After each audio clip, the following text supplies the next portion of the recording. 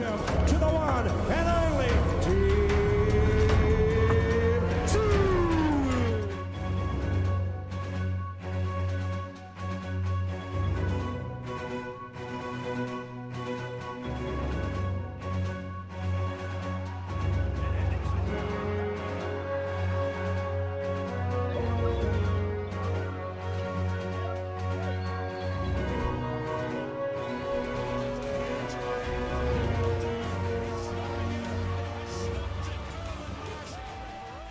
G'day guys, how are we? Welcome to Talking Boxing. It is Monday, July 10th, 2023. Now, before we get started, I just want to make sure my microphone's working. I think I've got it worked out. I've had to rely on my computer microphone for the last couple of weeks. If it's not working, please let me know. There's a couple of you in the chat already. But as I said, welcome to Talking Boxing. Always a big weekend, well, big Monday after a weekend of boxing. I must admit, I did watch the UFC yesterday. I'm not sure whether you guys did as well. I just did it because I want to support the Aussie, Alex Volkanovski. Sorry, you have to excuse my lack of knowledge about UFC. Sorry, I'll spit that out. Carl is in the house. How are you, Carl? Now, am I right, Carl, that you've actually got your own YouTube show? I think I stumbled across something on the weekend where you were. I didn't see any video of you, but I saw you had the talking things up, the picture of you. I'm not sure. Let me know if it is the case. Let us know what the channel is there, mate, so we can support you as well. All right, so sounds good. Thanks, mate. I appreciate that. All good. Dundee, Luke, how are you, Dundee? Now, I'm not sure if you've been on here before. I'm not sure you have. If you haven't, mate, welcome to the show. It's always good to have you guys involved, or more people involved each week. Got to say also, big thank you to everyone that supported last week's show with Glenn Jennings. We had, for us, a really, really good feedback. I think we're pushing nearly 4,000 views, I think, or high threes or something, which is really good. Just shows the channel is growing. It gets out there. It does help, of course, to have someone like Glenn Jennings on. And as I said last week, I'm not quite sure whether he'd actually spoken to anyone before he spoke to us, which obviously would have, created a lot of views as well. I know there's a lot of videos out there, including yours, Carl, that I saw that were talking about it, but no one actually had Glenn Jennings on. I'm not sure whether Tim's been doing the rounds. I'm not sure, but either way, I really thank all you guys and girls out there for supporting that. And also there was the interview, or the conversation I had with Taszyu as well, which I think was over 4,000 views as well. So thank you very much. And as I said, that's the way we grow the channel, and it's great to have you on board. Jules H, how are you, mate? Yep, good on you, mate. Good evening to you. Tommy B, hearing you loud and clear. Thank you. That's good. Watch the UFC too, to be honest. That Volkanovski is incredible. Yeah, now, I must admit, Tommy, as I said, I don't really know a lot about the UFC. I have been 3 times, almost by chance. I know it was here in Melbourne. Was it back in 2015? I think Ronda Rousey fought Holly Holm. I didn't go to that one either. That's probably the closest I've got. I think I had a show around that same time, but I have been 3 times. I went back in 2011 for I think it was number 111, I think it was, and Brock Lesnar fought the big fella. Is a Brazilian, Overeem, or whatever his name was. Overeem kicked the shit out of him. So that was good. I also went in 2016 when Nate Diaz beat Conor McGregor. Now, that was pretty cool, I will say. They do it so well, the event, to the UFC. And I think that night, Misha Tate, whatever it is, beat Holly Holm, which was also a massive fight as well. So that was really good. And then the third time was only last year when I was in Vegas for Triple G and Canelo number 3. And got to Vegas that day and realised that the UFC was on that night. So I was right next door. I was at the Park MGM, which is right next door to T-Mobile. So I thought, what the hell? So I went and checked it out. And Nate Diaz, strangely enough, fought again. I can't remember the guy he beat, but really good event. I will say, I think I might have touched on it at the time, that the UFC, it's a little bit different to the boxing crowd. I know we're all different in different ways, but almost likened it to a little bit of a football crowd. A lot of sleeve tattoos, a lot of chest puffed out, that sort of crowd. But hey, each to their own. They pay the money. Good luck to them. But as I said, it's not really my cup of tea. I really admire the fighters, I will say, supreme athletes. Volkanovski, I've only seen him fight the once. Was it earlier this year when he fought? Where was it? It was in Perth, I think it was. And just a big fan of Volkanovski. I love the way he goes about it. Doesn't take himself too seriously. Just does the work, gets in there, talks it up, says, let's go. I love it. And I think there's no probably coincidence-wise, probably one of the best or most popular UFC fighters out there at the moment. Was disappointed in Robert Whittaker, I will say. I've never actually seen him fight before. I know he had the fight in Melbourne, was it a year or so ago, but lost to the Kiwi guy. He had a bit to say too, didn't he, in the ring yesterday? I'm not quite sure. I was a bit of a fan of that. I know I'm getting old and I always whinge about the trash talking, but didn't really think we needed all the N-words that we got. But hey, that's the way they do it these days. But yeah, Robert Whittaker, he didn't really show a lot, I didn't think, did Robert Whittaker. Again, tell me if I'm wrong, but yeah, he just didn't put up much at all. Although it's easier to say that, of course, when we're outside the ring than what's it called, the octagon or whatever it's called. So, but either way, look, it was good. My sons wanted to get the show, so we got it, and it was just good. Had to go back and forth with the Fox Sports as well. Jaron Ennis on there as well. We'll talk about him if you guys want to bring it up during the night. But it wasn't a bad card. I didn't really catch all of either card because I was sort of going back and forth, but really good weekend. Also, the Ace Boxing card, definitely going to talk about that. I was also at the MJA Peter Maniatis night on Friday at the Malvern Town Hall in Melbourne. So I haven't been to a show or a local show for quite some time, so it was good to actually get there and see a show in person. But busy weekend. All right, let's get to some comments there. Carl, just a show, it's just under my name. Hey, mate, it's all good. Little show, doesn't really matter. This is a little show as well. It's great just to talk boxing, mate, and whether it's on your own channel or someone else's channel, mate, each to their own. So I'm not one of those ones that talk down other people's channels or whatever. I think more the merrier. And I didn't have a chance to sort of listen to a lot of it, mate, but good on you. The more content we have, the better. So I'll check it out. Jules, what do we got there, mate? How many new subs have you pulled since the Zunies, bro? I think we got about sort of between 100 and 150, which is really good because I'm not quite sure how the algorithms work, Jules, and how the sub thing works, but we're stuck on about 590 or something for a long time. And all of a sudden we went bang. Actually, it might have been a bit less than that. And all of a sudden, I think we're at about 700 now. So what's that, 110, 120, whatever. So I'm sure that's the way it works. I know it's more content you put out and all the rest of it. But I think it does help when you've got someone like Glenn Jennings on there and he can spread the word. So Glenn, if you're watching, mate, thank you very much. And I don't know, do you guys want to get a few more people on to interview? There's plenty of people I can get, but I've always sort of wanted to make it your show where it's us talking rather than, unless it's a special occasion like what happened with Glenn. That's probably why I haven't really gone out there and gone for guests hard because they're all over the shop on all different social media platforms. But if you want me to get some guests on, I'm happy to do it. And you guys can obviously ask them some questions as well. Maybe that might be a little bit of a different twist on things where we have them on, but you guys are asking the questions rather than just me. Whereas I know a lot of other social media sites, they get them on and it's just all about, the back and forth. So let me know what you think. Mate, Big J, how are you, mate? Good to have you on the show as always. Have you still got your show going, Big J? I'm not sure I've seen that on YouTube. If it is, mate, let us know all about it. David Jenkins, how are you, David? Good to have you on, mate. If you've got a question or a comment or a subject you want to bring up, make sure you bring it up there.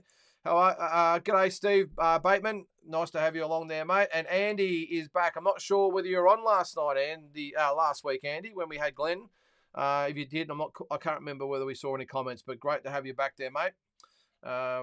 Dundee, what do we got there? Dundee Luke, not a huge, I think it's a UFC fan, but mate had it on and enjoyed the show. Picked up $250 for Volkanovski TKO. I'm not an expert on this at all, Luke, so I'm not quite sure how good this other guy was. I'm assuming he was good if it was the main event in Vegas, T-Mobile and everything else, pay-per-view. I'm assuming the other guy could fight. Was he Mexican? I think he was, or Brazilian? I think he might have been. But either way, I think is it Alex or Alexander Volkanovski, whatever it is. He just made it look easy. I thought really, really good performance from Volkanovski. One thing I did actually notice with all the fights, and again, I don't watch it regularly, only when the Aussies are on, but the hands did the most damage in all the fights. I thought. I thought Alex has obviously done a lot of boxing. here in Australia, and I thought he just carved up his opponent with hands. I know there's a few kicks and a few takedowns and stuff. One thing I would like to see, and I'm not going to make this all about UFC today, guys. We'll move on in a second, but one thing I would like, well, there's two things I'd like to see in the UFC. Now, they're supposed to be mixed martial arts, so I'm assuming boxing is a martial art, the noblest of arts, if you ask me, the best art, but that's just me. One thing I would really like to see is when they get punched or kicked or kneed or wherever the hell they get elbowed and they hit the deck, I would like to see the boxing part implemented where they actually do a count. I've got to do this when someone gets dropped and they allow the opponent to get on and just start banging, and sometimes you can see they're out unconscious. Now, you would think the right thing to do by the opponent would be to stop, but sometimes the adrenaline gets the best of them and they start with the big karate chops or whatever the hell they call them. I'd like to see that implemented where they stop and give them a count. That's one thing. And the other thing is when they're on the ground, I know it's part of the arts and I'm not sure which one, but they've got each other sort of tied up in knots. Take what they do in boxing when there's a clinch. Break them up, get them back up, or just separate them so we can go again. The amount of time it's wasted by them just having each other in a hold, sometimes 2-3 minutes go past and literally nothing happens. Now, I know, again, that might be strategy and all the rest of it, but hey, if you're trying to get boxing fans like me over, I don't know, to see two blokes or girls, whatever, just hug each other for 2 or 3 minutes. Maybe it's just me, but I would like to see maybe that implemented as well, whether is it a referee or umpire, whatever he is, says break, separate, and let's start again. Anyway, I digress. What have we got there, guys? A few comments there. Yeah, Carl says Rob's chin is gone. Yeah, as I said, mate, I've never seen him fight before, but didn't really take much to put him down, did it, Carl? And that's probably the first sign of a fighter being gone, and there's no coming back. It's not an injury where you can let it heal, like a shoulder or an elbow or whatever it might be, your nose. It can't heal. Once your chin's gone, it's gone, and the resistance to punches goes, and the odds are that that's going to happen more and more if it gets hit. So where to from here? Probably, look, I did see the commentator say beforehand that the fight was going to be the winner would fight the Kiwi guy. Forgive me, is it Izzy? I heard Dana White pronounce it. That there was going to be a third fight. Now, I don't know. I did see highlights of that, and it looked like there's no way in hell he's going to beat Izzy, if that's his name. So who knows where to from here for Rob Whittaker. Big J, hey, don't hold back, Big J. The Whittaker loss was piss weak. Tell us how you really feel. Now, I'm not going to be like that, but hey, you guys obviously pay to watch it as well. I just thought I was a little bit perplexed, and my wife and I just sort of, geez, did that sort of happen? Did he actually get hit with anything really of note? But look, who knows what's happened in camp? Maybe he's been KO'd in camp. Maybe the effects of the Izzy. Can someone please tell me his name, by the way? I'll just call him Izzy because that's what Dana White called him. Izzy, the effect of that loss is maybe, and others have maybe brought this on. I don't know. But we won't keep talking about UFC all night, guys. But hey, one thing I will say about the UFC, they put on a really good show. It's almost like WWE for real, like the big entrances, and I love even how they do it for the theatre, but how they, with boxing, they put the VAS on in the change rooms or in the ring, whatever it might be, and they're all ready to go, and they get up in the ring and away, they're into it. I like how they've got the theatre of they make them wait and put the arms out, and they've got to feel them down like they've got a razor blade or a horseshoe or something tucked down the shorts. And the third party's got to, the designated guy's got to put the VAS on, all that sort of stuff. I don't know. Look, it creates the theatre. But one thing I did love was when Volkanovski came out to Down Under. You can't beat it. It's a little bit cliched these days with all the Aussies coming out to it, but I love it. It was awesome, and the place was rocking, I thought. Even his opponent was having a bit of a sing-along to it, which I thought was funny as well.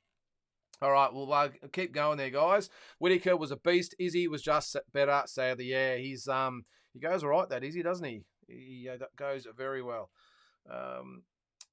Stephen Bateman, yo, Big J, is T Street still going, not getting it in now T Street, I think you've spoken about him before, guys. I'll let you guys talk about that. Shane Sermon, shout out to Ace Boxing for such a tremendous card, 50-50 bangers. Now, Shane, I have got it on my agenda to talk about. I was really, really impressed, as always, like I always am with Ace Boxing cards. They always find a way to have 50-50 fights. They're not afraid to put their guys in 50-50 fights. They don't protect them. I love the mantra that Angelo and Alfie and all that have about that if you're good enough to win, then you'll win. We don't need to keep feeding you Thais and Filipinos and Fijians and Indonesians, all due respect to those guys, but it's a fact. And I like the fact that they're always 50-50. And I'm not just talking about Aussies versus Aussies, but it's better to hype up the show when it is Aussies versus Aussies, and of course brings a lot more interest to it. But I know there's Kiwis involved and whatever else. But what I loved about it more than anything, 50-50 fights. And all fights were just better than the next. It started with, and we'll go through that the whole card soon, Shane. I've got it up there somewhere that I'll bring up. Actually, while I'm going, I'll bring it up so I don't forget. But I love the. Actually, we'll go through it now, mate, just so I can go through it because I did have it up. And actually, while I'm bringing that up, I will keep a few comments coming. That was an awesome interview. Geno is a great guy. He certainly is, Carl. He is awesome, mate. I'm going to bring up that fight there. I'm just looking around my light there, so apologies if I'm a bit overexposed. Thanks, Carl. Look, guys like Glenn, we're talking about Glenn Jennings, they interview themselves. All you got to do is ask the question, give them the opening, and they'll just go. And they're the best people to interview. There's nothing worse when you're asked whoever it might be, and you get a 3-word or 4-word response, and it's really hard to interview. Glenn, you ask a question and away you go. And I really liked the Michael Zerafa question as well. If you didn't see it, check it out. When I asked him about is there a possibility we might see the Michael Zerafa situation, he just said, nope, not going to happen. Let's talk about that a little bit later too, guys. I want your opinion about the Zerafa Tszyu situation. All right. Keep going with some comments there before we go back to the Ace Boxing card. Speaking of that, Ace Boxing produced the goods again with a great local show. Josie Parr versus Harrison was nuts. Holy shit, was that a good fight. We'll go. Let's go through that now. I'm going to go put it on my webcam there. I'll just take your comment there.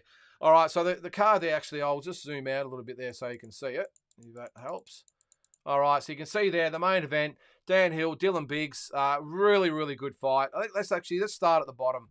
You see there Lachlan Nantes with a TKO over Justin Runner. I didn't actually see that one. I tuned in a little bit later for that one. Ken Aitken with the 8-round decision over Lachlan O'Shea. Nathan Watson with that was a really good fight as well. 8-round decision over Declan Kelly. And then Jasmine Parr. Actually, there's a couple more there. Sorry. Oh, that was the other one. Ricky E. Silva. Geez, he made short work of Quentin Carey, didn't he? I actually promoted Quentin, would have been 6 or 7 years ago, and he's a good guy. I didn't like the fact he'd moved up in weight so much. I think when I promoted him, he might have been 175, I think, when he fought. So he's just too small. But Ricky E. Silva, yep, good prospect. 6-2. So, yeah, up to those the two main one there, guys. Jasmine Parr with the 10-round decision over Brianna Harrison. How'd you have it? I actually thought Jasmine Parr did enough to win. I know there's a lot of talk out there, actually on the YouTube and social media afterwards, that they thought Brianna Harrison won. I thought Brianna Harrison fought a hell of a fight, but I thought Jasmine Parr was even better. I just thought that she boxed really, really well. She didn't get drawn into the slugfest. She stuck to the game plan, or the 1-2 hook, worked all night. I just would have liked for the trainers of Brianna Harrison to maybe pull her back a little bit. I know that was her style, to come in and charge in and just go for it, but sometimes you've got to give yourself just a little bit of room to breathe and to do your work. And I think in the day she just smothered herself and made it a little bit easier for Jasmine Parr. And the one thing, not getting too technical here, guys, one thing that I found with Brianna that really was her undoing in the end is that she's an inside fighter, but she fought at long distance, if that makes sense. So she was at range, at arm's length, but she was throwing those big uppercuts and hooks and body shots from too far away. She needed to get close to Jasmine Parr to stifle Jasmine and get on top of her without smothering herself. And she didn't do it. She needed to be probably, a foot or so away, but she was an arm's length away, which allowed Jasmine just to pick her off with those counter punches. And, it's easier said out here, I know, but that's probably one thing I took away from it. It's one thing to be that inside fighter, the smotherer, but you've got to probably have the best of both worlds. You've got to close it up to an extent where you're doing your work, but also nullifies them. But on the other hand, you don't smother your own self. And I just thought she was either one or the other. She was either too close or too far away, and she was fighting like an inside fighter from too far away. And Jasmine Parr had all the technique, the good, clean, crisp punches, and I thought she did enough to win. You can see the scores there, 96-94 and 97-93, 90 and 96-95. That was for Brianna Harrison. So, yeah, look, close fight, but Jazzy Parr, really good young prospect, 3-0, 4-0 now. And that was for the WIBA World Flyweight title. So while it's not one of the recognised belts, at the end of the day, it's a prelude or precursor to something bigger. And I think she can win a world title that way. And obviously good stock coming from John Wayne Parr. You can't get much better than that. So that was a really good fight. The main event, Dylan Biggs, Dan Hill. Felt a little bit for Dan Hill. Enemy territory. I know he's in good hands. With Blair Studley and Isaac Hardman in the corner there. And look, he's a warrior. I'm pretty sure that I saw Isaac say that he hadn't actually had any amateur experience. I know he's got a cage fighting background, but no real amateur experience. And this was only his 5th pro fight. Dylan Biggs, a really good young prospect as well with Brendan Smith. So he moves to 9-0. That was for the Australian super welterweight title. One thing I will say though, I'll get on that in a sec. One thing about Dan Hill, gutsy effort, got caught in the 8th round and almost went to sleep on the spot, didn't he? And I'm really glad that Dylan Biggs didn't, land that last one on him, or the referee didn't get in there a bit quicker, because that could have really done some damage, because he was out at the wheel, asleep at the wheel. He really was. So, but I will say, without upsetting anyone out there, I know there's been a lot of talk about maybe Dylan Biggs fighting Nikita Tszyu, and Nikita Tszyu doesn't want any part of Dylan Biggs. I'm just saying what I feel on this channel, guys. I don't think Dylan Biggs stands a snowball's chance in hell of doing any damage to Nikita Tszyu at all. I'm just saying it, so apologies out there if I upset anyone. But you guys tune in for my opinion. Really good young kid, but nowhere near. As our good mate Noonan Boy says out there, there's levels in this sport. And at the moment, I'm just saying at the moment, Dylan Biggs is nowhere near Nikita Tszyu's level. Just putting it out there. What do you guys think? Let me know. And that's no disrespect to Dylan Biggs. I think he's a good domestic fighter at this stage, and who knows what happens after. He's only had 9 fights, so a long way to go. Nikita, even though he's only had the 6 or 7 fights as well, he's got a lot of stock in him as a fighter in general. A lot of amateur fights, a lot of gym wars. He's a seasoned fighter. And I'm sorry, I just think he makes pretty well light work of Dylan Biggs at the moment. Let's hope we see it. I know they're searching for another opponent for Nikita for the August show. I think that's actually going to be announced tomorrow, is it, guys? I did see on the social media sites that there's an announcement from No Limit tomorrow, so I'm assuming that's going to be for the August card, which will feature Nikita Tszyu. So, and I think Liam Wilson might be on that as well. So let me know your thoughts. What do you guys think? One thing I will say again, though, guys, I'll reiterate it. Ace Boxing doing great things up there in Queensland, and Tasman Fighters as well, which we'll get on to as well in a second. But love the card, and these guys need to be on TV. Now you've got No Limit, who've got all the the monopoly on things now. You now got Tasman Fighters again, which we'll get to in a second with the Zone. I did see Angelo DiCarlo with the Stan Sport hat on the weekend. I put it on our Instagram page. I hope that happens. These fights need to be somewhere. Now, I know they did stream it on YouTube, and that's great. I'm talking about a proper production, proper streaming site. Nothing wrong with YouTube, of course, but Angelo will be funding that. These fights, to grow Australian boxing better and to continue to have promoters like Angelo putting on these great fights, they need backing. So that's my 2 cents anyway, guys. There will be some comments, no doubt, on this as we go. I'll get back to those in a second there, guys. Let's see some comments. We'll start with Carl. What do you got there, mate? See Zerafa doing a little bit of clout chasing, talking about Tim. Now, I did actually see that, Carl. What do you guys think? Now, I'm going to talk in depth about this on Wednesday night. We're going to bring back the Boxing Deep Dive show, just a little bit different format. With Tassie and Peter might be back, and Mike Altamora, where we more talk about the topics rather than just talk about the news and the card, just different topics that are the talking points, I suppose, if you will. And one of them I want to discuss is the whole Tim Tszyu, Michael Zerafa saga, let's call it. In regards to that, I did see that, Michael. Now, what do you guys think about it? I initially rolled my eyes, I will admit. But he did make a few sort of valid points to some extent. But geez, he's not doing himself any favours, is he, as far as getting fans on board? If you didn't see it, he did a podcast. I can't remember the name of it, but he had a lot to say. Very, well, you call it disrespectful for Tim, just saying it the way he is. He wants Tim Tszyu, whether he gets him or not. Of course, according to Glenn Jennings, it ain't going to happen. But who knows what might happen in a year or two's time. But yeah, he definitely had a bit to say, didn't he, Carl? Dundee, Luke, you saw it as well. Saw Zerafa on a podcast. What a sook, thought he was going to cry. Now, one thing he did say, now, I'm just trying to go back over it all. He did say that at least he got paid when he stepped aside, because we all know that Tim Tszyu made note that he took the step aside money, and he got paid. Now, I'm not sure how much he got paid. Tim has been left with nothing. What you make of that, you will.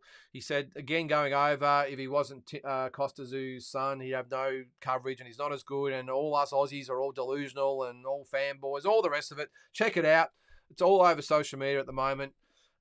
Look, he believes in himself. I did see him at the fights on Friday night, I will say, and I didn't get a chance to talk to him, but he got up in the ring, and it was the same sort of rhetoric he was going on about as far as Tim Tszyu goes. So, look, you know, he says it the way it is, or he sees it.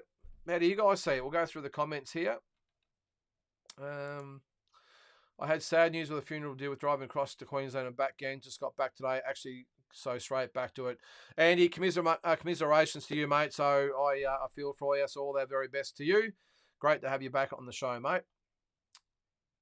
Now, T Street, we're still talking about. All right, Jules, 20% growth in subs in about a week is huge. Glad to see the show getting some traction. Love the occasional guest, but also a big of the current concept. A big fan of the current concept. Thanks, mate. Well, I'd prefer to keep it this way, to be honest, and maybe do interviews as a standalone thing. So last week was a little bit of an exception. Glenn actually messaged me only about an hour or two before we went on air and said, mate, I'm happy to come on if you want, which is awesome by Glenn. And, of course, I'm always going to get him on. I couldn't believe my luck, to be honest, when he sent me a message and said, you want me to come on? I was like, yep, well, let's go. But, yeah, I'd like to sort of have a different concept for all our shows, Jules, and I like the idea of just this and maybe doing some standalone interviews on the side. So we'll see how we go. Yeah, Parr versus Harrison, an excellent fight, Big J. It really was. Good to see the girls. They're improving. It's a bit like all the female sports, whether it be AFL or the NRL or soccer or cricket. Well, the cricket's been around a while. They're actually really good quality. But you can see the levels now starting to increase with the girls as far as boxing goes and all the other MMA and everything else. So, look, I don't care who fights. If it's a good fight, I'll watch anything. And I thought the girls were just awesome. And as I said before, each fight was as better than the last. So, yeah, as I said, I can't compliment Ace Boxing enough on that.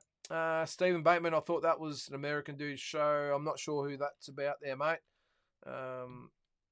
Is that the T Street? I've got to check it out. I haven't seen it yet. Josh Curry, who won Parr versus Harrison? I missed it. Yeah, Jasmine Parr won the split decision there, Josh. The scores there again were 96-94, 97-93, and that was for Jazzy Parr, and 96-95 for Brianna Harrison. So really good performance by both girls. Should be more of it on these cards. All right, Dundee Luke, good points with UFC knockdowns. Lynden, it's brutal. Yeah, thanks for backing me up on that, mate. I just hate to see it. There's nothing worse than seeing someone go down like they do, and sometimes they're out cold before they hit the mat. And the guy has an opportunity to jump on and land 3 or 4 of those karate chops before the referee has a chance to even get in there. So I don't like it.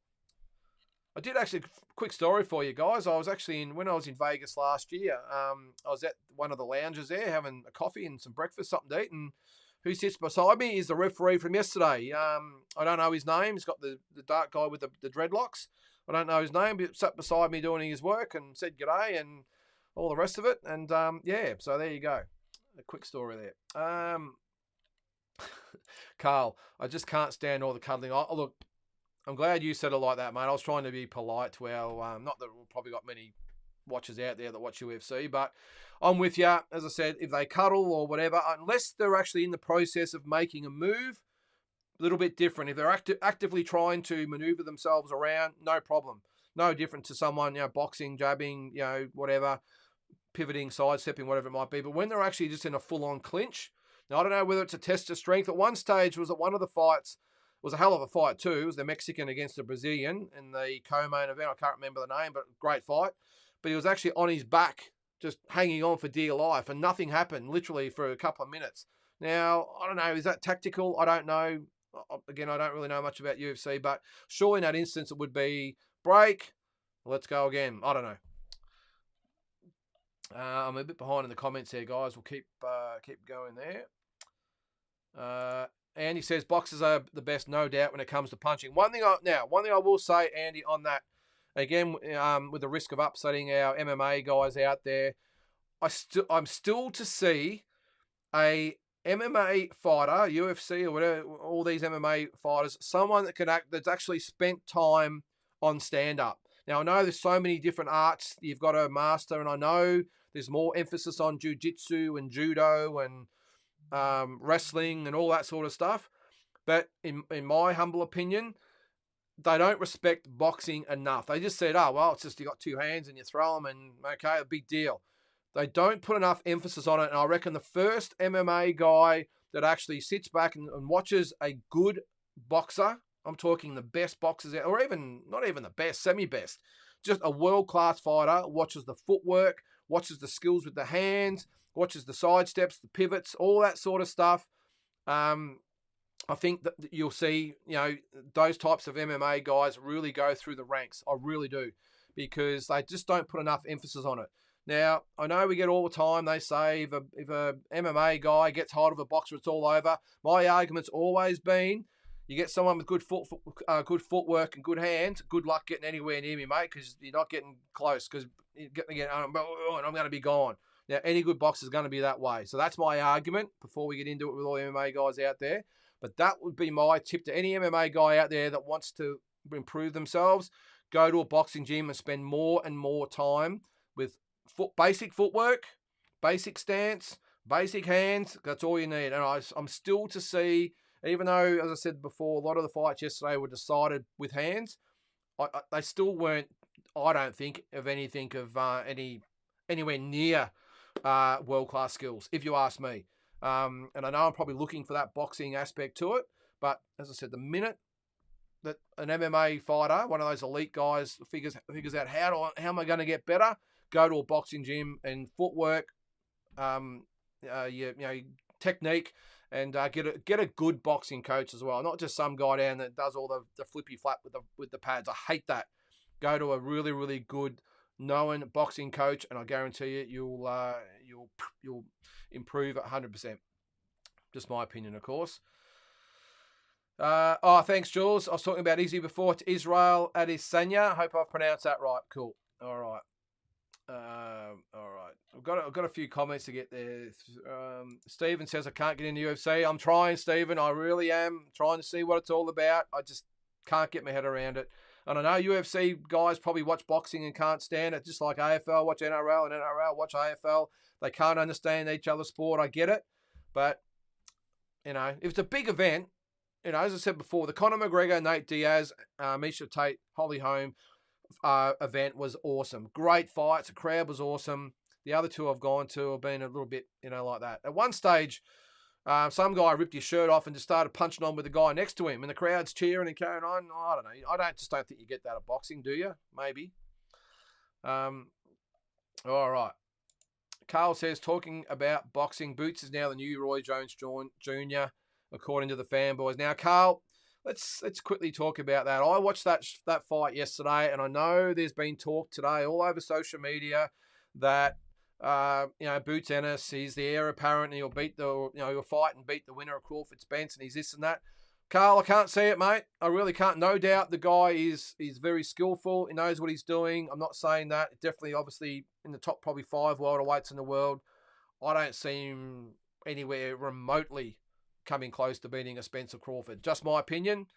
A bit like I spoke about David Benavidez when he last fought against Caleb Plant. I said I don't think this guy gets anywhere near Canelo Alvarez, and that take it as you will. But in this instance here, mate, talent definitely top 5, if not top probably 3 or 4 welterweights in the world. But for me, I think he's as Noonanball would say, levels, and he ain't on Crawford and Spencer's level. Just my opinion. Let's move on. I'm sure I'm going to get some comments there, by the way. Team Batman Boxing. How are you, mate? Thanks for coming on the show. Asked my friend how popular that song is. He moved from the UK to Australia. Back a few times. Told me it's a banger. I like the song, to be fair. That's Down Under, of course. That should almost be the Australian national anthem, Batman, because Danny Green started it. Used to love it when he came out. I know Jason Maloney's adopted it now, and of course Volkanovski. It's just our song. And when it comes on, that first beat and the flute and everything else, the whole crowd goes up. So no, we love it. How's the Poms over there at the moment, Batman? They're all pretty happy with themselves after the Ashes, I gather. Steve Bateman, UFC always reminds me what my big bro always used to say, only girls kick. Look, I was also brought up, Steve, that if you kick, I won't say what only girls kick. It's probably a little bit, in this day and age, we're allowed to say that? I don't know. But yeah, I've always been a thing that you don't kick in a fight. That's just my opinion. But times have changed. It is a weapon these days. And geez, when they get hit with those kicks, who was it? Was the Kiwi guy with the blonde hair, and he had the broken arm, and ended up, his hair started blonde. He ended up as a redhead at the end of it. He was gutsy. Now that guy that he fought probably should have beaten him, but he got through with guts and determination and just heart. He copped a crack of a kick to the head at one stage. Oh, Jesus, you could hear it crack. Yeah, got some ticker. And no matter what we say, total respect to MMA fighters or any type of fighter for that matter, because they still have to condition themselves and the sacrifice they make. So hats off. I just don't dig it, that's all. Andy says, I know a little about UFC, but boxing will and always be my number one. Amen there, Andy. I'm with you there, mate. Batman, I watched the card. That KO in the main event was brutal. Froze him in time. The female fight was also very evenly matched. Yeah, well, that's right. It was on YouTube. Probably the one good thing about being on YouTube, Batman, is that anyone in the world can watch it. Not sometimes the case on a lot of streaming apps out there. So, yeah, that was one good thing about it. I think they were flyweights, weren't they? Yeah, they could put them together for flyweights. Carl, that's Down Under, mate. That's the song we're talking about. Big J, what do we get there, mate? Lynden, you're doing the top 10 list tonight about best Aussies to win a world title. Yes, I am. Big J, I've got my list that we'll do once we get through everyone's comments. What do you got there? Tony Mundine, Glenn Kelly, Paul Briggs, Shannon O'Connell will have to be in there somewhere. Yeah, Shannon's an interesting one because I'm not sure she actually won a proper version. I know she had the WIBA and WBF, I think it was. I'm not quite sure she won one of the big ones. But, yeah, I suppose if that's the case, depends on how what sort of pigeonhole you put her in there, Big J. But, yeah, it's an interesting one. But, yeah, look, I've got most of those in there. One thing I will say, I'll save it later with the list. It was really, really hard to do because everyone's got their favourites and everyone says, if only they could have been this and could have been that. We've all got that. And then there's all the old-time fighters from back in the early turn of the century or the 19th or 20th century, even late 19th century that everyone talks about, could have done this and you should have seen him fight. How do you rate someone you've never seen fight? There's no footage of. It's simple as that. But, well, yes, I have got to go through that, mate. Jules, I'll bring it up. Jaron Ennis, big believer in his talent. Think he's destined to clean house and go up. Okay, yep, that's cool. Predict the future, Lynden. Is he on a collision course with Nikita Tszyu? Who knows? Depends if he goes up to super welterweight, of course, Jules. Is he going to go up? Or is he just going to wait to clean house at welterweight and then move up? A bit early with the Nikita Tszyu thing, mate. Who knows where Nikita's going to be? It's probably 2 to 2.5 years away that could happen, and who knows where they'll both be. Glenn's made no secret that they aren't going to rush Nikita. They're going to give him his 4 or 5 fights a year for the next 2 years and then see where he's at. So, yeah, big. And then, of course, he's got to fight up the rankings. So we might be 2.5 to 3 years away with that fight. So it's probably hard to see that and whether Ennis goes up, mate. But, yeah, as I said, a bit early to even talk about that. Yes, Batman, we come from a land down under, and don't forget it. Carl, Michael, Mr. Step Aside Zerafa should take up comedy because the garbage that comes out of his mouth is hilarious. Yeah, well, he believes it, Carl. I must admit sometimes I do roll my eyes or cringe or whatever it might be. But, hey, you obviously don't believe a word that comes out of his mouth. But look, he does have some. Excuse me. He does have some points, but the way he delivers it. One thing he did say the other day, and I'm not going to rate who's right and who's wrong, but one thing I had to sort of chuckle a little bit was when he said about his last opponent in regards to Ocampo, who was Tim Tszyu's last opponent.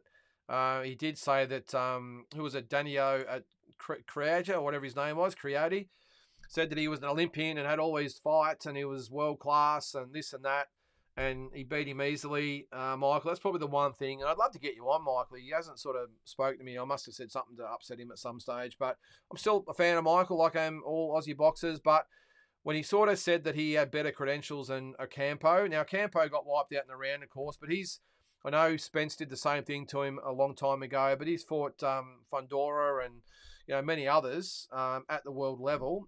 He had some cred in there. He definitely had some cred, and it was just that Tim Tszyu wiped him out. To say that Creati was a better sort of opponent than Ocampo, yeah, grasping at straws a little bit there, but that was probably the only thing. All the other stuff, hey, he's got his own reasons for saying it, then good luck to him.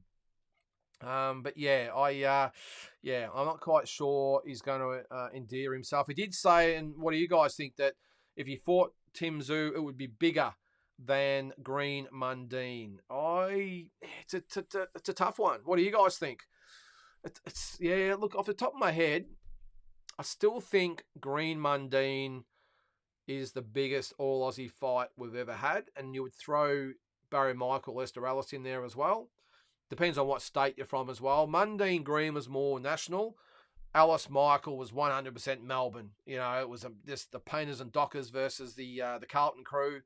It was wrong side of the tracks, right side of the tracks, whatever it might be. There was a lot of, you talk about boxing politics in Melbourne, that just defined boxing politics in Melbourne, that fight. Now, I remember even back when I think I was only 12 years old. I still remember the whole build up to that fight. They hated each other. They had a lot of gym wars together. And as I said, they had the one side of Melbourne with one and one side of the others with the other. And Barry Michael has told the story that the gangster, Alphonse Gangitano, saw him in a nightclub and bit a piece of his face off because he'd lost a lot of money on him with the Lester Ellis fight. So I would think that would probably be third now with this fight. I think Zerafa and Tim Tszyu would probably be number 2. But it will probably generate more. Well, will it? I was going to say probably generate more pay-per-views and obviously a lot more revenue because there's a lot more money around these days. But what do you guys think? Is Zarapha Tszyu bigger than Green Mundine? I still think no. I still think Green Mundine is the biggest one we've ever had. All right. I'm way behind on the comments here, guys. Sorry about that. Carl, I'm with you there, mate. Vegemite every day. I don't actually, but I love my Vegemite. It's a bit of an acquired taste, isn't it? All right, what do we got here? Shane Sermon. Aitken looks to be a genuine talent. Endurance concerns that maybe he's only starting step up in rounds and competition. Yeah, I only saw bits and pieces of that fight, Shane, so I really can't comment. So he beat Lachlan O'Shea over 8 rounds. So, I only saw bits and pieces because I was going back and forth and the footy was on and everything else. So I didn't see it, but, mate, I'll take your word for it. Again, just great platform for these guys to be showing their abilities. So I want more of it. These Australian fights, the monopoly thing, well, now it's not really a monopoly anymore. It is obviously with Foxtel, but now we've got DAZN. Will Stan come into it? I mean, yeah, there's lots of potential out there. And what a trifecta that would be if Stan Sports, I have heard that he was just taking the mickey a little bit by putting the Stan Sports hat on. But if he did happen to get Stan Sports or even one of the other streaming services by a 10, 9 or 7 or whatever it might be, how good would that be to have the Foxtel with No Limit, DAZN with Tasman, and Ace Boxing with one of those other streaming services? I think it'd be great. So let's hope that's the case. Josh, Big J, did Mick Casitas ever win a world title? I remember he went close a few times. He actually won the interim WBO title, Josh. So did he win a world title? Did he not? Look, I've got him sort of in the mix. Now, doing the actual whole list was really hard because there's so many different criteria on there. But actually, while I'm going, I'm actually going to bring that up. I'm going to bring his record up. So we just make sure. I'm pretty sure it was only the interim title there, Josh. But let's let's have a closer look. We will go into it more later when we talk about his overall record. No, that's not right. Hang on. Michael with an L. Michael Katsidis. So 33-8, 24 KOs. IBF International Lightweight. Well, hang on, I'll put that up so you guys can see it as well. WBU, IBF International, WBO Interim. You can see there against Ricky Burns. Lost to Guerrero for the interim WBO. A lot of interims there. WBA. Oh no, he did. Oh, well, there you go. He did fight for it, of course. WBA, WBO titles against Juan Manuel Marquez. WBO Interim. So IBO World Lightweight title there. I'm not counting that as a world title. Sorry, guys. That was against Juan Diaz. I'm not counting it as a legitimate world title. So no, he didn't win the world title or a version of the world title. So we're going to have to eliminate Michael Katsidis, unfortunately. All right, let's keep going there. Batman, Dan Hill fight was a war. What a finish. Rhino Hill had just caught him with a body shot, tried to move in, and boom, yeah. As I said, mate, he just froze. He just leant there like a tree. And then I'm glad that he just didn't wear that big one to go down like Fundora took against Mendoza, because that could have been bad. But just guts, and you wouldn't expect anything different. The one thing I will say about MMA fighters, they've got hearts of steel. They really do. They just bring it all the time. They don't care who they fight, where they fight, when they fight. They just fight. They really do. And that's why when I was promoting, I used to love getting the MMA guys on, because they just don't care. Records don't matter to MMA fighters. That's one thing I will give them over boxers. They don't care about records. For them, it's about legacy and opportunity and everything else. So, and Dan Hill certainly falls in that category. Shane again says, thought par one. Yep, but can't argue with the one judge that had the draw. Was it a draw? I don't think it was. I think it was. It was 96-95. I think Shane, I do remember on the night they might have said one card was even, but according to the box rec, not the case. Yes, Carl, hit the like, everyone. Thank you. We've got a few watching at the moment, which is good. Hit the like button. If you want to talk about anything, bring it up and let's hear it. I've got a bit of an agenda to get through, but by the sounds of it, we're going to have trouble getting through the whole lot tonight. Nikita smokes both. Yeah, I think so. Look, as I said, Batman, there are, again, quoting Noonan Boy, there are levels in this sport, in all sports. And sometimes you don't realise there's levels until you get someone at this level and this level who you think are around the same, and they're just not. And one just completely outclasses the other one. And I just think Nikita, just, even though he's only had the 6 fights, whatever, is world class or will be world class. And I just think his level's above any super welterweight. Well, around his mark. There are others, I think someone like Cohen Mazzudia, Joel Camilleri, Ben Mahoney, these types of guys would give Nikita a really good fight at the moment, but give Nikita another 4 or 5 fights, and I think he just steamrolls everyone, to be honest. All right, what do we got there? Carl says, be good to see interviewing Nikita. Yeah, it would.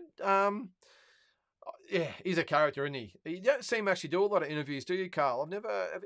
Maybe just outside of press conferences of Wayne's and that sort of stuff, you might have a bit of a word to some of the social media guys. But yeah, I don't think I've actually seen a proper interview with him. So maybe we'll ask. I know Glenn is I know he was the same with Tim at the start as well. Very protective as far as exposing him to everyone. He's very selective in who he gives them access to, and that's fine. That's his job. He's a manager. So he picks his spots, and yeah, and I think he's done the same with Nikita. So Jules says, I honestly think Nikita beats every super welterweight in the country, not named Tszyu. Yeah, I agree with you, mate. I'm more of a fan of Nikita than Tim. Yeah, well, you're like my wife, Stephen. My wife thinks he's the best, Nikita. I just like his whole outlook on everything. He doesn't take him too seriously. He just trains hard, fights hard, smiles, enjoys it all, loves interacting with everyone. I think sometimes he just wonders what all the fuss is about, to be honest, about him. He just, and you follow him. If you don't follow him on social media, get on Instagram and follow him. He's definitely out there. But yeah, and he's so yin and yang to Tim. Tim's very serious. Nikita just loves life, and so I'd love to interview him, Stephen. So maybe we'll see what we can do. Josh Nomick did not come extremely close to one. Manuel Marquez even getting a knockdown. Did come extremely close. Yeah, he did. Just that left hook, wasn't it, Big J? Boom. Did well to get up from that Marquez. But when was that? Was that about 6 or 7 years ago? Yeah, didn't win the world title, but yeah, that knockdown against Juan Manuel Marquez was one to see. What have we got there? Shane Biggs will take that fight 100%. Nikita heavy favourite, but Biggs does lift to his opponent. Yeah, we'll hope that's the case, Shane. Just in my opinion, I don't think he's anywhere near Nikita's class, but I didn't think that about Ben Horn either, and he gave Nikita a hell of a fight. The issue I've got now is that Nikita has improved fight by fight by fight, where now you can see he's starting to feel comfortable as a pro. You can see he's starting to, especially his first couple of fights. He fought, it was just let him go. And I think Ben Horn might have been his third fight.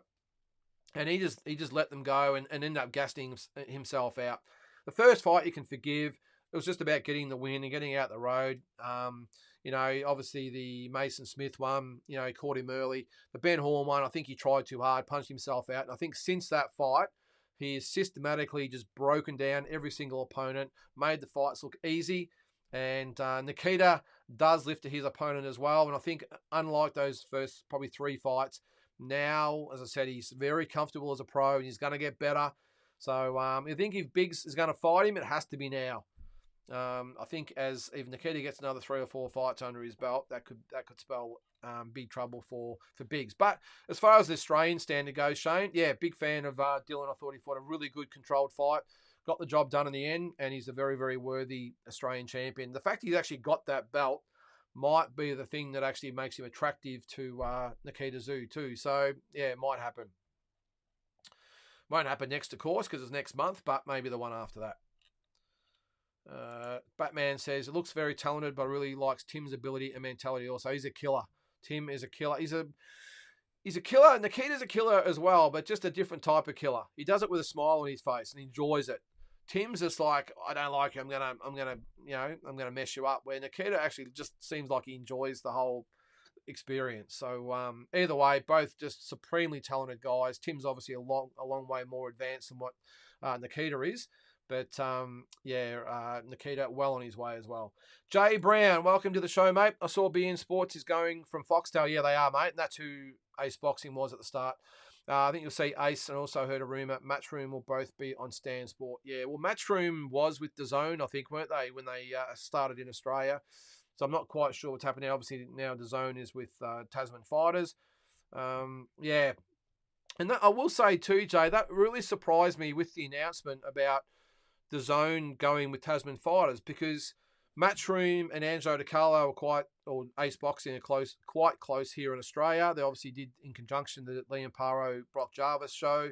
I would have thought that if DAZN was coming to Australia, they would have hooked up with Ace Boxing. Now, I'm not sure what happened there. Haven't had a chance to delve any deeper into it.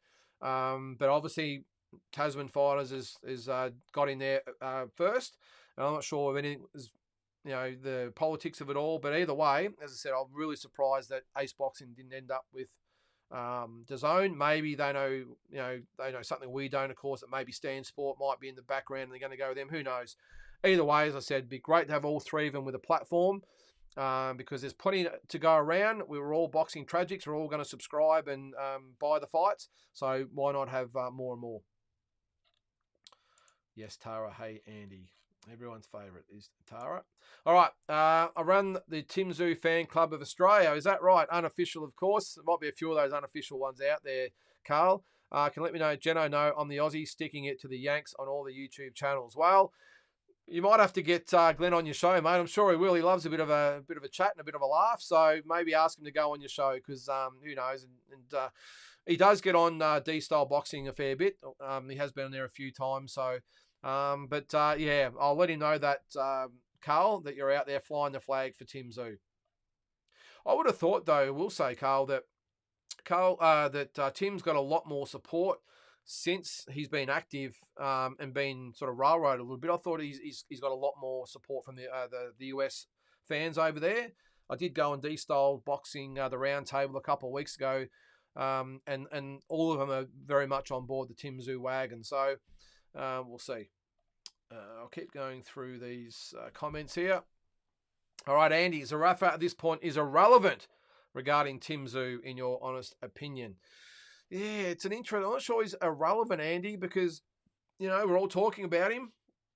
And who knows? Look, he is supposed to fight on the Garcia-Lara undercard. Was that August or September, whatever it is? Now, apparently, according to him, it's going to be against a lot better opponent than Ocampo. He's going to fight a truly world-class opponent. I don't know if that's going to be the case. I hope I'm wrong, but I'm not quite sure why he would risk a fight against a real solid, legitimate world-class fighter if you've got the Lara Garcia winner later in the year. I don't get it why you would do that. Are they going to roll out someone like an Austin Trout or someone that's got a bit of a name but way over the hill and that's world class? I don't know.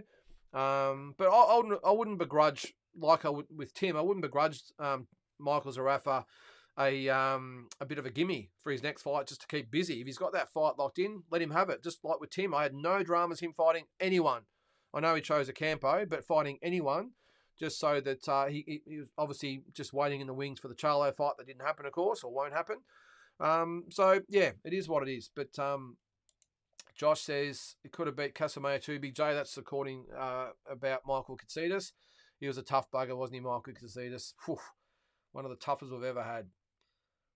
All right. Stephen says, Batman, I like both of them. Just love Nikita's energy. That's about Tim Tszyu and Nikita Tszyu.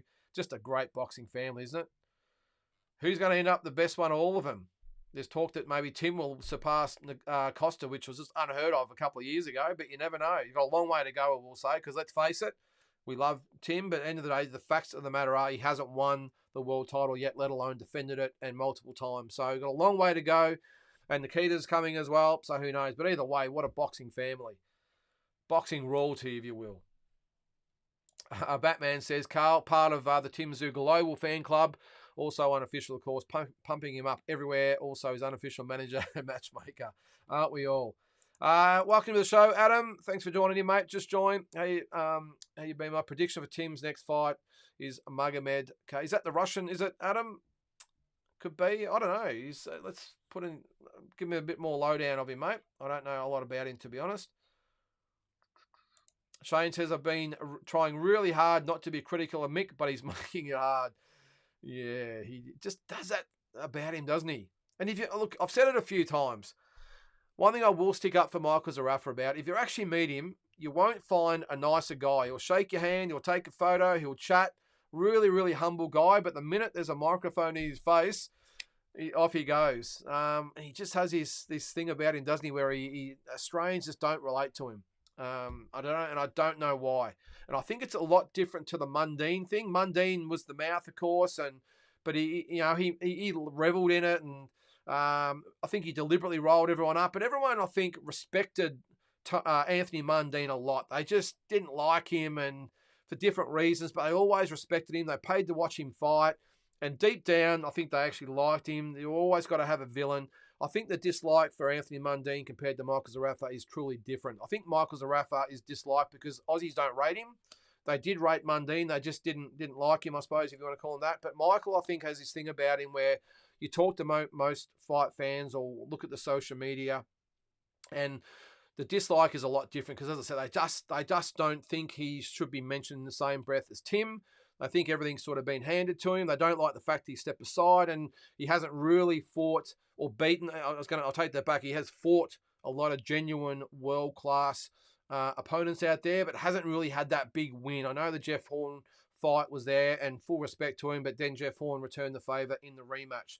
So that's probably, I think, the reason why Aussie fight fans, I know Michael's expressed it himself, you could sort of see, scratching his head, wondering why Australian fight fans don't like him and haven't taken to him.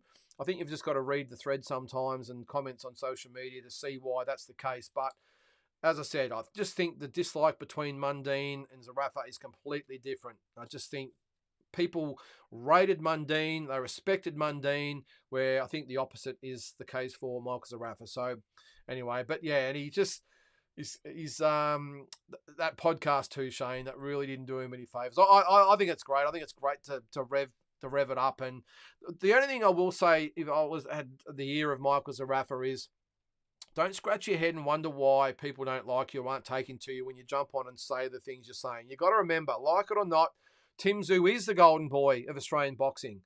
He said it himself. Oh, he's the golden boy. Michael, he is the golden boy. I think you've got to accept the fact that Tim's always going to be the A side. He's always going to be the most supported. He's always going to have everyone behind him the most. People aren't going to like you. I would just say maybe be the villain. That's no matter what happens, you're going to be the villain now. Just do it in just a different type of tact. Maybe give Tim Tszyu his due, I suppose, as much as you don't want to, and play on it in a different sort of way. Because Mundine was the master at it. But I just got a feeling if Michael, here's a case for it. I know we're getting off point here a little bit.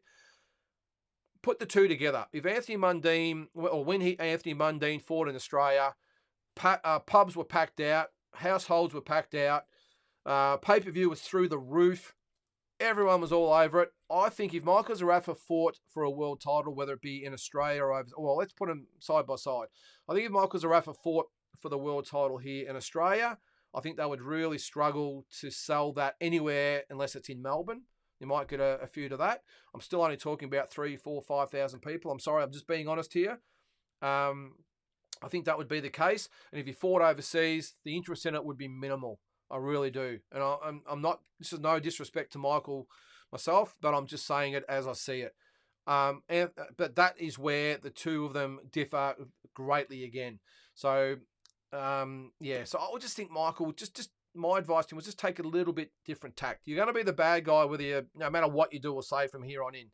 So just maybe just play it a little bit differently, and certainly don't get on the podcasts and say what you've said and then scratch your head wondering why the Aussie fight fans aren't behind you, because you're right. That's one thing you did get right, is Tim is the golden boy of Australian boxing, and it's not going to change. It's as simple as that. So anyway, I don't think it helps too. His manager is the biggest problem too. I'm sorry to keep going on about this. Elvis Grant's his manager. Really, really good manager, I will say. Could be a great manager. I don't know. But he's definitely that guy, but he's not. He hasn't got his finger on the Australian boxing pulse. So he's probably saying, don't worry about those stupid Australian fans say. They don't know. Just keep doing this. Talk the fight up and, get people talking about it. He's not Australian, so he doesn't really know. He doesn't know the mindset of Aussie fight fans and the way we go about things. So, and as I said, because he hasn't got the finger on the Aussie pulse, he's just saying to Michael, just get in there and rip into him. My advice, if I was talking to Michael, is pull it back a little bit, let the fight sort of bubble, do the interviews, but just be a little bit more respectful to Tim Tszyu and the fans out there, and let it go that way. But anyway, we've talked about that enough. I'm sure I'm going to see some comments about it. Big J says, you heard Zerafa got about 200 step aside money. Well, hey, if that's the case, and he does get the world title fight down the track, well, good on him, I suppose. I will say that for me, this is his best opportunity, I will say, with Michael. I don't want to go on a Michael Zerafa bashing exercise here, because I do respect him as a fighter, I really do, and really nice guy. So let's get that straight. The thing with Michael is what I've got an issue with the whole thing, is that, yes, Ocampo probably wasn't the greatest opponent for Tim, but he has beaten Tony Harrison, and he's around the mark. He's proven that he's world class. I just still don't think that Michael's got that big win in him yet. Take the Jeff Horn one aside. That was 4 years ago now, and Jeff Horn avenged that fight. And I thought Jeff was cooked at that time, but he still got the win over Michael and avenged it. Since then, Michael hasn't done anything to warrant getting a world title shot. Now, great management. That's awesome. To get him in line to fight for one of the world titles, and he's going to fight for the WBA by the looks of things. But Anthony Mundine shot to pieces. Should not have even been allowed to fight. He fought the Fijian, and I've actually promoted on one of my shows before. Emmanuel Carlos stopped him in 3 rounds. He's the other one that Michael stopped as well.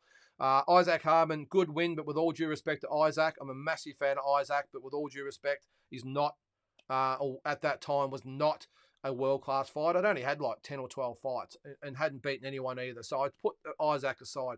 Good domestic win for Michael, but not a world-class win. So that's why I've got a bit of an issue with the whole Michael Zerafa being on Tim's level. But anyway, we'll go on. We'll keep moving on. tonight, or else we'll never. Herb Dean is the UFC ref, by the way. Thanks, Big J. Let's move on. One last thing on Michael Zerafa. Unpopular opinion, but I'm a closet fan of Zerafa. Yep, no issues with that, mate. Battler from Craigieburn, who's embraced the villain role, comes across as pretty switched on when he's not taking shots at our boy Tim. And that's what I was sort of getting at there, Jules. And I first promoted Michael back in 2016, so 7 years ago. I've seen he's worked hard, trained hard, sacrificed a lot, gone overseas for the big fights. Hasn't won the big fights. That's probably where I'm sort of getting at. But that's what I'm saying, mate. He just needs to stop taking pot shots and just build the fight up organically, and we might have a fight. All right, what have we got there? Big J. You don't need to go. I need to go watch the older UFC fights. Plenty of punching KO victories. Get greatest UFC KOs, Volume 1 to 3, mostly punch KOs. Yeah, well, I'm all for that, mate. All good. What do we got there? Josh. All right, Josh, Jules, Zerafa is a great fighter. Without the carry-on, nobody except boxing fans would have heard of him. Yeah, well, it's your opinion, mate. Yep, all good. Jules, fair enough, mate. You got to do what you got to do to sell himself, of course. But Tim on the cusp of official crowning now. Jamal fighting Canelo. Well, I think even if he gets crowned as the full WBO champion, which looks like it's going to happen, Andy, I think Tim will be the first one to say, hey, I'm still not world champion. Until I start winning against these other guys, I'm not the world champion. I'll take the belt, of course, opens a lot of doors. But Tim, I think, will be the first one to say that hey, I'm not world champion until I start knocking off a few of these other guys. So that's what's so good about him. No shortcuts. Rabbits 77. I don't think I've seen you on here before, Rabbits, but nice to have you along, mate. Can't get into UFC either. Tried, just can't. I love the sweet science too, mate. Yep. Well, you're on the right channel here, mate. Andy, full props. If Zerafa can snag a big fight with Tim Tszyu, trash talking is just part and parcel. I'd like to see this trash talking take place maybe when the fight's signed, sealed, and delivered. Then maybe start it up. But until then, just maybe be a little bit more subtle. Anyway, Dundee Luke, Zerafa happy to play the villain, building up to the Tszyu showdown. That's fine, Dundee, as I said. That's fine to play the villain. But I just think at the moment he's just not doing himself any favours. And as I said, he's still wondering why the fight fans haven't taken to him. That's why. Shane, Luke Boyd out with an injury. Dana Kua now to take on Matei this Saturday on DAZN. Okay, I was going to actually mention that. I didn't know what happened, Shane. I was going to talk about that, that fight. It is on this week, so of course it's the first DAZN event. Matt Sheen up against Connor Wallace, which would be an awesome fight, I think. And Luke Boyd was supposed to be on that card. And now Dana, I was looking forward to that fight too, Shane. Matt, what's it, Matei, I think his name is, how you pronounce it. Be a good test for Dana, but you'd expect Dana to win a pretty close to clear-cut decision if you ask me. Tommy B, Jules, he agrees with you on Zerafa. Unfortunately, his career risks fighting in Russia, USA and UK got forgotten when the Tszyu fight fell through. Still in the highest level in Oz boxing. Yeah, and you can't begrudge that at all, Tommy, to his fans. Love him or hate him, you've got to acknowledge that Michael went to Russia early in his career. He lost that fight. USA against Quillen, he got knocked out in that one. And then Cal Brook lost that one as well. So that's probably my point there, Tommy. Is one thing to fight some of the best in the world, but if you don't beat any of the best in the world, it sort of diminishes your credentials, if you ask me. But you're right, it has been forgotten in a lot of this by fight fans, and I implore you, go and check Michael Zerafa's record. I just don't think it's at that elite level just yet, but he has fought some really good elite fighters out there. Big J, Dan Hooker was a UFC Kiwi bloke yesterday. Yep, that's right. He was tough as nails, wasn't he? Zerafa won't even fight a 50-year-old Lara. I think he's 40, mate. I think he is going to fight him, but we'll see. Got DAZN for the month, but still not showing on the schedule for this Saturday. I did see that, Luke, Dundee Luke. I did actually notice that myself. Am I right? It's $40 a month. I remember getting it when it first came out. It was like $3 a month. Then it went to $10 and then $15. Now it's $40. Not sure I can justify it. Luke, I wonder if I can get a trial subscription again just to watch the fights this weekend. I suppose when you think about it, if you pay for a pay-per-view, it's $40, whatever it is. So I don't know. David Jenkins, hope to see Jeff Malcolm on your list. We'll get to that really soon, David. I'll just get through a few of these comments, and then we'll get into it, eh? Lynden, who's better, Canelo or Hagler? Oh, geez, mate. That's probably maybe we've got to do that for another another show. Bring up two fighters. Who's better, Canelo or Hagler? If they am I talking about who had the better career or who would win if they actually fought? I think Hagler wins the fight if it's at middleweight. I do. I think Hagler wins that fight. He wasn't a big middleweight though, Hagler. But I mean, Canelo's not tall, but solid. My money's on Hagler. Carl, I think he beats Canelo in that fight. Andy, still cheese off at the WBA sanctioning the middleweight belt at 155 catchweight. Yes, well, ceases to be a legitimate world title if you ask me, Andy. Lara versus Danny Garcia, I'm with you. Big mate, Carl, yep, Hagler hands down, yep. A couple of more comments. Does anyone actually believe Zerafa has any type of chance other than talking at the press conference? Well, it'll be entertaining. Well, will it? Because I think Zerafa will be going like this 100 miles an hour. Tim won't entertain any of it, I don't think. So it might be a one-way street, I would think. Although Tim gets that look in his eyes, doesn't he? You saw that main event thing they did where he just stared him down because he called himself, was it Mickey Hatton? In a reference to Ricky Hatton, who beat his dad, of course. So, yeah, it could be a lot of Michael gobbling off and Tim staring at him with those eyes, I would think. James Daly, how are you, mate? Belated Spence Crawford trilogy, not entertaining viewing for Boots. Yeah, well, I did see that he hopes it's a one-sided fight and he might get the winner. I think there's going to be a rematch no matter what happens, so he might be waiting a while, I would think. Jules, Zarapha on boxing deep dive and facing questions from the chat would be amazing. I've actually interviewed Michael before for the show, Jules. He came on, but I did actually message him in the lead up to the Hardman fight, and he didn't reply, and he always replies. So I don't know, maybe I've said something in the lead up that he didn't appreciate, whatever. I don't worry about it. I move on. I don't worry about what people taking exceptions to my comments are. That's why I've got the show. If you don't like it, then don't watch. I think you got have a bit of a hard skin in this industry, don't you? People aren't going to always talk you up. But if you are out there watching Michael, hey, you got my number, mate. Love to have you on. I'm sure all you guys would as well. Carl says Batman's going to get hit more times than a cat's tail in a room full of rocking chairs. Yes. Tommy, all right. Yeah, that's a joke. That catchweight world title crap. Can't believe that's allowed. I'm with you there, mate. Yes. Jules says, Carl, you got a co-host that night. That'd be interesting, wouldn't it? What about we get Jason Maloney on? Who had the issue with Jason? I might get him on in the next couple of weeks. I'm sure he'll come on. Have a chat, answer all your questions as well. David Jenkins, Ellis versus Michael. For me, I'm not going to argue, mate. You're obviously around when I was there back in the mid-80s, 85, I think it was. April 80 or July 85 it was. What a fight that was. Even to this day, there's some tension in the air. I know they get along really well these days, but the fight still gets talked about. No way Tszyu versus Rafa gets a 30,000 crowd. Mate, I'd sort of tend to disagree a bit. It depends on where they have it. I think they could get 30. I think they could get 30, no drama. Oh, yeah, no, I think they could hit 30, Big J. I might be wrong. I think, though, more so, the pay-per-views would be monstrous. I still think Green Mundine would be bigger as far as crowd and pay-per-views. But, yeah, I think in this instance now that, and forget, pay-per-view wasn't massive back in the day. Back in 2006 it was when Green Mundine fought. A lot bigger now. I think people can obviously get it in their homes. I don't think you could have it in your homes back then. So, we'll keep going there. What have we got here? Oh, okay. Jules, spotted on social media the other day. Jalen Tate allegedly heading to Vegas. Any news on that? I did see that, Jules. That Jalen Tate is heading to Vegas. That's about as far as I've heard about it, mate. I haven't heard any news about when he's fighting or who he's fighting or who he's hooking up with.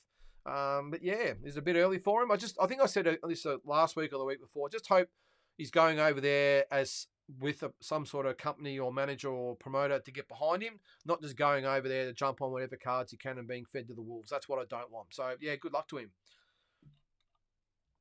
Going through the comments, let's see.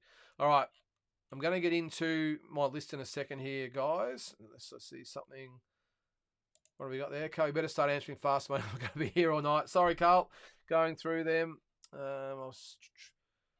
We'll get both of you guys on. Maybe we have to have a bit of a night where we can get a few of you guys on. We'll get Big J and Carl on to have a bit of a chat about stuff. All right, so I'm going through there.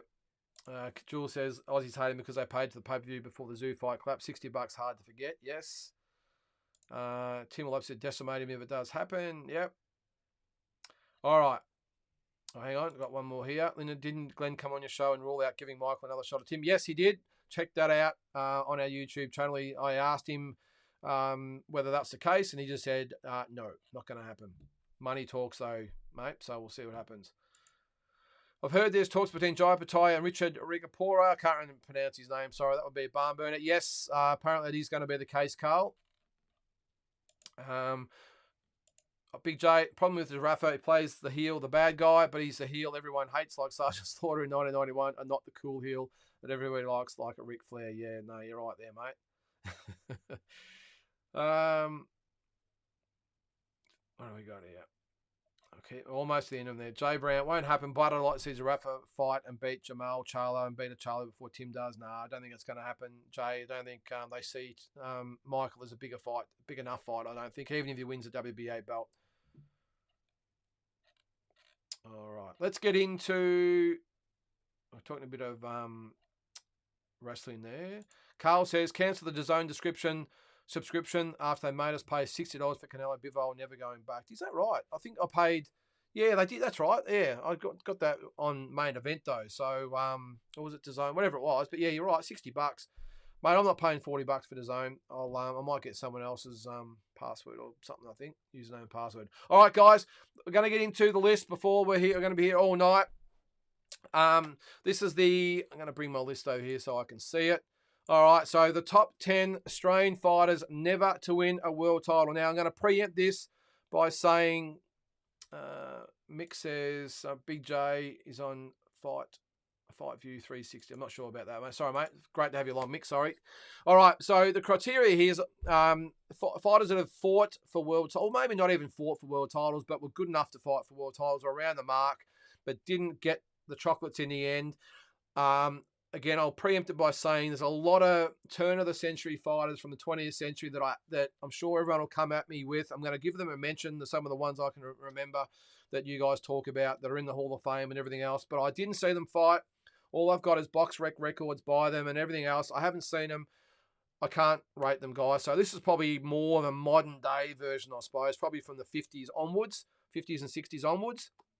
I'm going to go from 1 to 10, but...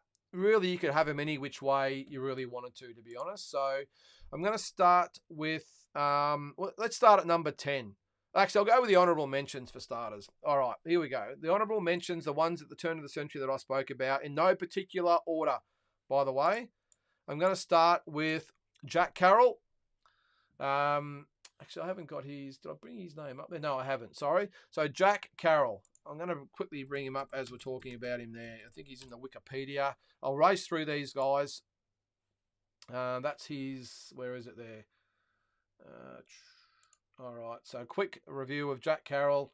Actually, it's probably a bit too much, so we won't go through it. But he had a hell of a record. That's the last one I was talking about there. That'll get me back there. All right. So, all right. We'll be here all night if we go through the individual criteria of them all. All right. Oh, here we go. Jules, gain 2 subs since 7 p.m. All right, we're on fire. Let's go. All right, so in no particular order, Jack Carroll, Young Griffo, Ambrose Palmer, Vic Patrick, Tommy Burns. So there you go. There's 5 fighters that I've put in there as honourable mentions. Actually, the other ones I've got in there that I didn't put in the list that I think someone brought up earlier. Paul Briggs, I didn't have him in my final list. I'm sorry. There was a couple of others that I think put them in there. This is what we're here to talk about, guys. So don't come at me. Put yours in there as we go. Let's start at number 10.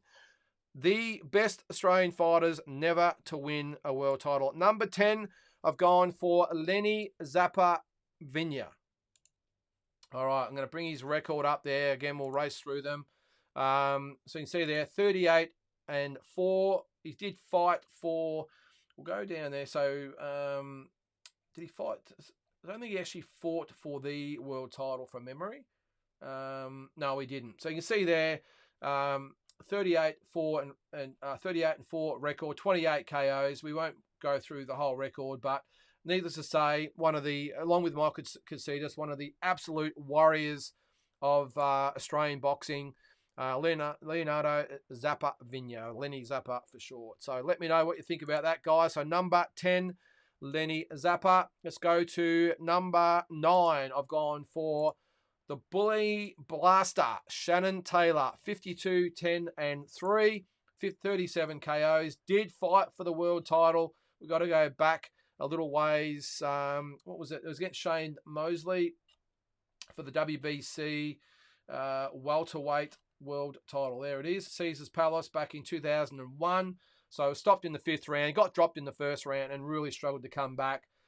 Did lose to my good mate Julian Holland in his next fight, and I don't think he got another shot. You can see there Richard Williams IBO title. I'm not sure he got another shot at a world title or a real world title after that. But really underrated fighter was Shannon Taylor. 10 losses in the end, but a lot of those come towards the end of his career. So I've got him at number 9. All right, number... have I got there 2, 4, 6, 8, 10? All right, so number 8, I've got Rocky Gadalari, 21, 3, and 1 with 12 KOs. Did he fight for the world title? I think he did. Hang on, let's go back. Or maybe he didn't. So Salvatore, Australian Bantam title. Actually, I thought he fought for the world title. There you go. Maybe I've got that wrong. Maybe it wasn't so great. I thought he actually fought for the world title. But either way, so fought back in the 70s. Rocky Gadalari, born in Italy, but lived and had his whole career in Australia, represented Australia. So I've got him at number 8. Let me know what you think of that. Number 7, I have Hussein, my Olympic teammate back in Atlanta in 96, 31-5 record, 24 KOs, fought for the world title a couple of times. Or did he fight? Or was it just the Eliminator? So you can see there, he did fight for the world title against Pong Saglek Wonjongkam from Thailand. I think I've pronounced that right. Back in 2003, lost a 12-round decision. Had the wars against Jorge Arce for the interim one was an eliminator, one was for the interim world title. So that looks like his only world title shot. But just a great fighter. Went into the Hall of Fame last year, and I've got it on good authority that his brother will be inducted this year. So Hussein, a great fighter for Australia, 31-5, 24 KO. So I've got him at number 7. Number 6, the Cowboy, Justin Arousal, 31-2-2, trained by the legendary Johnny Lewis. Went to the 92 Olympics and also went to the Commonwealth Games in 90. I'm not sure, did he actually fight? He ended up getting carved up by Ricky Hatton. That was his last fight, actually, which is a little bit surprising. So you can see there, 35 fights in the end. Don't think he fought for a world title from memory. Got stopped by Lovemore to do in 98 and then ultimately finished by Ricky Hatton in 2001 in England. So he is number 6 for me. Is it 1, 2, 3, 4, 5, 6? All right. Number 5, the late, great Troy Waters, 28-5, 20 KOs. Did fight for the world title a couple of times. 3 times, I think it was. I remember his first one when he lost to Gianfranco Rossi. That was in 1989 for the IBF Super Welterweight title, or Junior Middleweight, whatever you want to call it, 154. Was then stopped in one of the best fights I've ever seen against terrible Terry Norris in 93, and then had another shot at the world title in 94 against Simon Brown. Now, he did lose against Felix Trinidad. Yeah, I didn't think it was for the world title. It was actually an eliminator. So the late, great Troy Waters at number 5, 28-5. So old mate Big J, is that right with Lenny Zappa? Hang on, let's quickly go back to him. I don't think did he fight for the world title? Where are we? 2011. You are right, mate. Miguel Vasquez. I wasn't sure that was actually for the title, but no, you're 100% right, mate. That was at the MGM Grand in 2011. What card was that on while we're going? Let's have a look. Kodo Mayorga. What a card to be on. Great card. Yes. All right. So there you go. So Lenny Zappa Vigno. All right. So that was Troy Waters. Let's get on to number 4. This is, again, you could probably make a case of the order of these guys, but I've tried to put it in order anyway. Number 4, I have the Flash, Jeff Malcolm, 100 wins, 27 losses, 11 draws, 36 KOs. What a fighter this guy was. I actually had the honour of sparring Jeff Malcolm when I think I might have been about 20 or 21 when I was in Queensland for a while, and he's as cagey as they come. Is Jeff Malcolm. Really, really good guy. Now, he did fight for the world title. You see there the WBF there, but I'm pretty sure he did fight for the actual world title at some stage. There it is there. So against Manning Galloway for the WBO World Welterweight title. Lost a 12-round decision at Jupiter's on the Gold Coast. So we've got him at number 4. We go to number 3. This is Dave Sands, 87 and 10. 1 draw, 52 knockouts. So what a fighter he was from the Fighting Sands family. Just one of those guys, and you can see he obviously tragically died in later years. I'm not quite sure, what was it, 1952 was it when he died? I think it was. No, that's when he beat Jim Woods. Anyway, so tragic was Dave Sands. He died. So I'm just going to go back to the fight for the world title. Help me out here, guys. But either way, what a record there. 87 and 10, 1 draw, 52 KOs. Just a great Australian boxer with Dave Sands. Never got that shot. There was word or talk that he was going to fight Sugar Ray Robinson at one stage and just never had the opportunity, unfortunately. So, but I've got him at number 3. We'll go through them, the last 2 now, guys. Number 2, I've got Hector Thompson, 73 and 12, 27 KOs. And you talk about coming into one of those guys that one of the all-time greats in the way of the world title. Lost to the great Roberto Duran, probably in the top 5 pound-for-pound fighters of all time. That was back in what year? So you see, he actually fought Antonio Cervantes too for the WBA super lightweight title. I forgot about that. That was in 1975.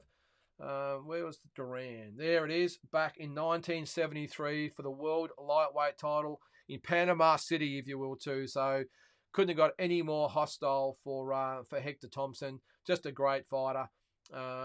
So the WB, Cervantes in 75, again in Panama City for the super lightweight world title.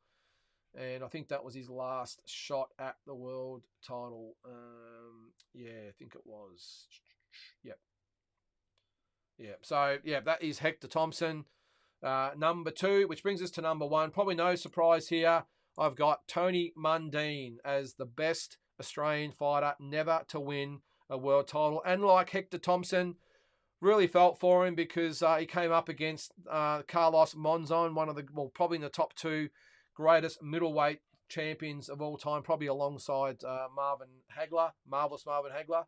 Now, that was back in, just trying to find the year. There it is, back in 1974. And like Hector Thompson, who went to Panama City to fight Duran, Tony Mundine went to Buenos Aires in Argentina to fight Carlos Monzon and got stopped in the 7th round. So I think that might have been his last shot at the world title. Went to cruiserweight, lost to Mate Parlov for the cruiserweight eliminator. That was in 79, and I'm pretty sure that was it.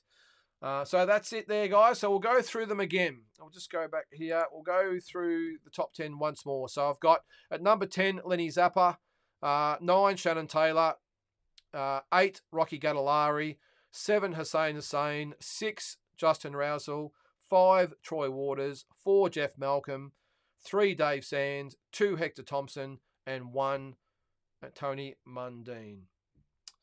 Jules, yes, you are correct. He did. I'm not sure whether he 100% put him in hospital, but I have it on good authority that he did bust his ribs in that fight and gave Duran a great fight. And you got to remember back then, Duran was pretty much unbeatable. He was an absolute wrecking ball, and Hector Thompson got him at his best, gave him a good fight. And anyone else, I got no doubt, probably like Tony Mundine, that they would have won the world title. Maybe Marvin Hagler, not the case for Mundine, but an Alaminta or one of those, or Vito Antuofermo or one of those guys for Tony Mundine, and we could have had another world champion, same as Hector Thompson. But anyway, it is what it is.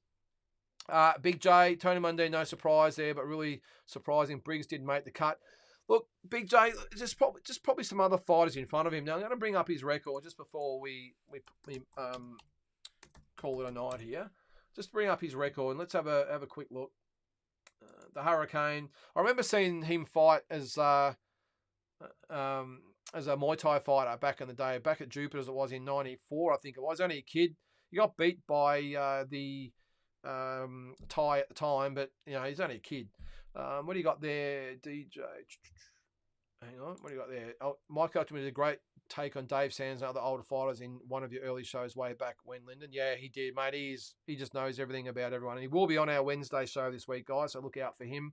Got a lot to talk about with Mike. Carl says, Briggs's dive, lose it for me. Yeah, that put a bit of a sour taste in everyone's mouth, didn't it?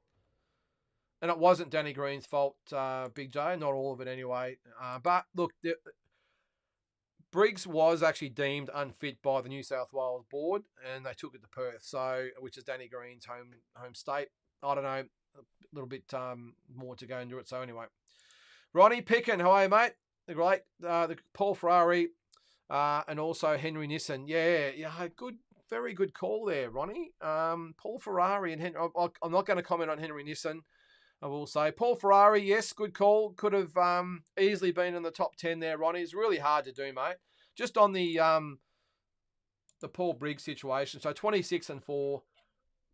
I know he fought Adamek twice, but he beat Stipe Drews. But yeah, Danny Green beat him as well. Didn't think before that, guys, that he had any massive win. Like just to put him over the top of some of the others. I know, apart from the Adamek fight. I'm not going to put Stipe Drews in that because I think he was probably one of the, most ordinary world champions ever. But look, I don't know. Look, at the end of the day, was it Big J? Was it? Look, you can't put everyone in the top 10. My opinion was I just thought Lenny Zappa had a better career than Paul Briggs. And Ronnie, mate, you probably got me on that one. Yeah, Paul Ferrari could have easily been in that top 10, but. Yeah, maybe I could probably put him in front of Rocky Gattalari, actually, Ronnie. I might just maybe make a late change. We'll put Paul Ferrari in ahead of Rocky Gattalari. I might have had my facts a little bit mixed up with Rocky. I went through his record earlier, but might have missed a couple of things. So I'm going to make a late change, Ronnie, put Paul Ferrari in instead of Rocky Gattalari. How's that sound?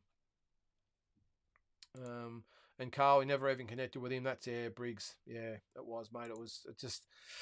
Unfortunately, a stain on Australian boxing that hopefully will one day be washed away, mate, because we've got so many other great fights that have come on after that. But, geez, I just remember that night. Dave Jenkins, saw Paul Ferrari fight Tony Miller at Preston Town Hall. Yes, so did I, mate. I remember that one.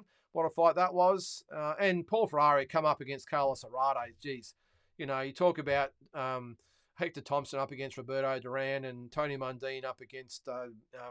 Carlos Monzon, but Paul Ferrari up against Carlos Arate. Holy shit, that would have been a tough one.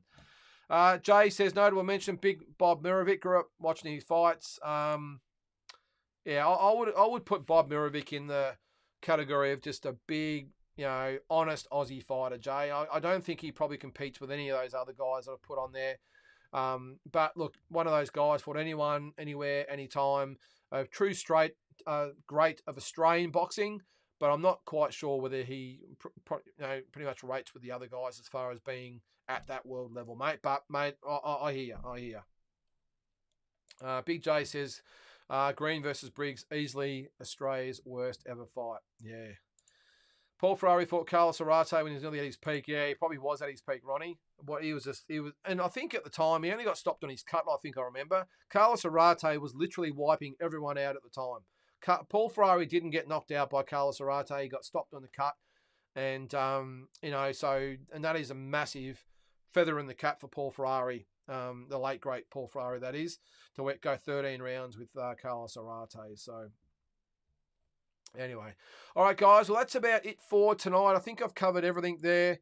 We probably didn't get to as many as we thought we might tonight. I think that's everything we've got there. But whatever we didn't get through tonight, I'm going to talk with Tazzy and Mike Altamura on Wednesday night on the Deep Dive show. As I said earlier, a little bit different format than previous shows. It's probably going to be more about certain talking points, and we spend a bit of time discussing it, debating it, whatever you will, on it. So, and we might still have the quiz. We'll see how we go. If you haven't seen the latest, Who's Your Verdict? It's out now. Manny Pacquiao won, Manuel Marquez won. Thank you to everyone also that took the time to look at my video on Friday, which was the boxing news, the roundup, which was great. So getting more and more views of that as well. It's just I go over all the Aussie and world news at the time, and just give you a quick 10 to 15 minute overhaul. All right. All right. Well, I think that's it, guys. Look, really appreciate. Yes, Andy, thanks, mate. Hit the like button. That's it. Again, really appreciate everyone for watching tonight. We had a really good viewership. Again, appreciate it, and I hope we haven't upset anyone out there. If I have, put it in the comments below. But until Wednesday, when I'm with Mike and Tazzy, maybe Peter Maniatis, we can get him on as well. If not, we'll see you next Monday for Talking Boxing. Thanks, guys.